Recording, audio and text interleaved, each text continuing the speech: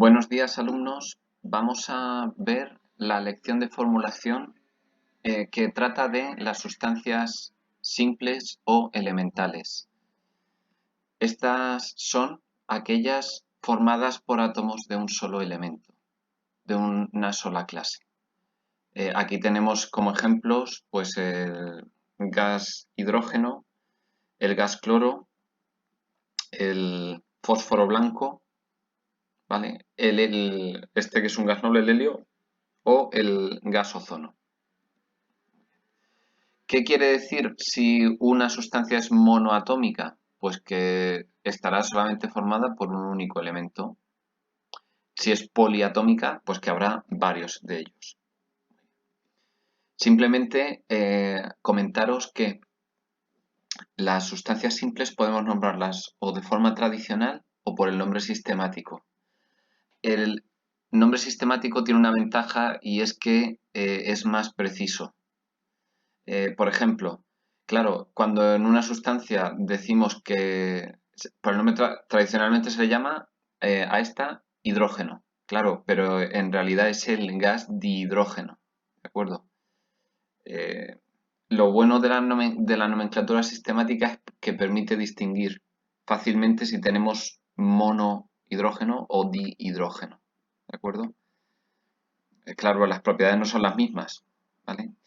Vamos a comentar algunas sustancias más. Tenemos que sabernos la fórmula de las diatómicas, ¿vale? De las diatómicas. Aquí tenemos el gas dicloro, ¿de acuerdo? Este que es una curiosidad, no hay que saberlo, simplemente es uno de los compuestos más importantes, que es el fósforo blanco, ¿vale? Justo debajo tenemos el gas helio, ¿vale? No tiene nombre tradicional. El ozono, le llamaremos trioxígeno, ¿de acuerdo? Más sustancias. Tendríamos el gas nitrógeno, es el dinitrógeno. Ya sabemos que este es muy importante, es el componente mayoritario del aire que respiramos, ¿vale?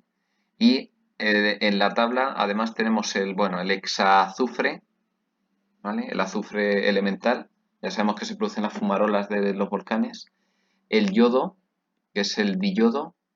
El oxígeno gas o dioxígeno. Y el nitrógeno atómico. Muy bien. Bueno, pues tenemos que tener claro que el uso de las sustancias simples está muy extendido, solamente eso. Lo van a formar el hidrógeno y sobre todo los elementos, la columna del flúor. Flúor, cloro, bromo, que son los halógenos, ¿vale? El oxígeno y el nitrógeno. Aclararos que hablábamos de compuestos binarios a aquellas sustancias cuyas moléculas están formadas por dos o más átomos de dos elementos distintos. Tenemos varios tipos de compuestos binarios. Si uno de los elementos es el oxígeno, recordad que el compuesto es un óxido. Si uno de los elementos es el hidrógeno, el compuesto binario es un hidruro, ¿vale? Acordaros que se me aparece a la derecha de la fórmula, ¿eh? Si el hidrógeno está a la derecha, hidruro.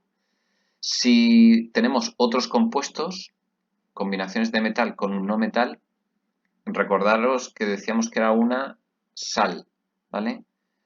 Combinaciones también podemos tenerlas de no metal con no metal, ¿vale? Sal aloidea, ¿vale? Aloidea quiere decir que cogemos un elemento de la columna del flúor. Y ahora a continuación vamos a repasar reglas para deducir la fórmula y reglas para nombrar, ¿vale? Formulación y nomenclatura. Muy bien. Aquí en la fórmula recordar que tenemos los símbolos y los subíndices de un compuesto. Y en la nomenclatura escribimos el nombre del compuesto. Vamos a ver una regla general para la formulación de compuestos binarios. Simplemente aquí recordaros el orden de la electroamistad, ¿vale? No, olvidaros de la parte central, que son los elementos de transición, que no tenemos por qué saberlos. Importante, el hecho de que el hidrógeno esté después de la columna del oxígeno y antes que el nitrógeno, ¿vale? Es la única excepción rara que hay, ¿vale? Como sabemos, disminuye de arriba a abajo y de derecha a izquierda, ¿vale? Siendo los metales más electropositivos la columna 2, la del berilio, y la columna 1, ¿vale? La de los metales alcalinos, la del litio. Los gases nobles no tiene mucho sentido meterlos aquí. En esta tabla yo no los hubiera puesto, pero bueno, nos podemos olvidar de ellos también.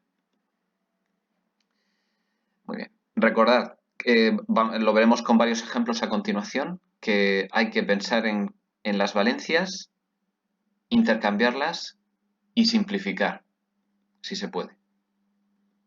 Muy bien. Vamos a ver cómo se combinan el oxígeno y el calcio para darnos un compuesto. Pasos a seguir. Siempre son los mismos. Escribimos ambos elementos. Pensamos en sus valencias. Recordad que el calcio, columna 2, valencia más 2, y el oxígeno, que en este caso es óxido, valencia menos 2. Siempre. Siguiente. Se intercambian las valencias. Recordad que en azul está el calcio que hace de metal y el óxido de no metal.